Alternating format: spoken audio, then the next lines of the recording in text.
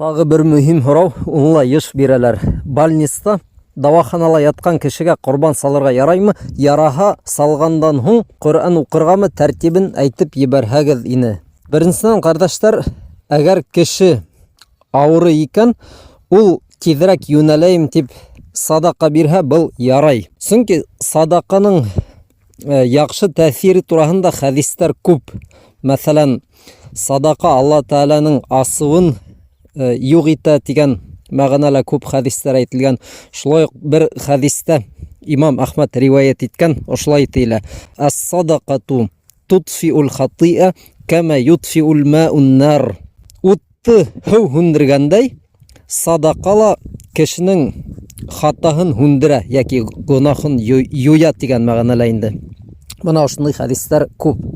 Шуга берәй кеше ниндидер гөнаһ эшләгәндән һуң яки мәсәлән үзенең элекке гөнаһтарын юер өчен садака бирә икән шундый ният менән, был яхшы, был изге эш булып һанала һәм ысынлап та кешенең кылган гөнаһтарына каршы ниндидер бер дава инде.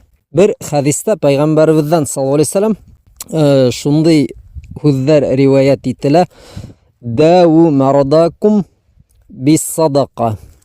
Авыруларыгызды садака менән юнәлтегез дип әйтелә был хәдистә. Ләкин ул хәдис көслеме, көсһезме, моны буның турала галимдар ихтилаф итә. Русса разногласия була, ихтилаф бар, разногласие бар. Кайһы бер галимдар уны көсһез дип атаган, күбрәктәре көсһез дип атай инде. Кайһы берәүләр генә уны көсһез дип атай.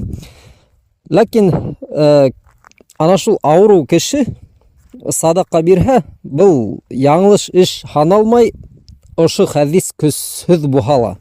Чөнки мана нәкъ ошо һүзләр менән, был цитата менән хәдис көсһез буһала, уның мәгънәһендә башка хәдисләрдә күп. Дәу марадакум бис садака. Авыруларыгызды садака менән юнәлтегез дигән.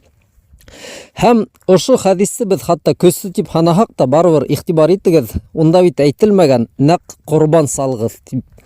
Шуга садаканың мәгънәһе киң.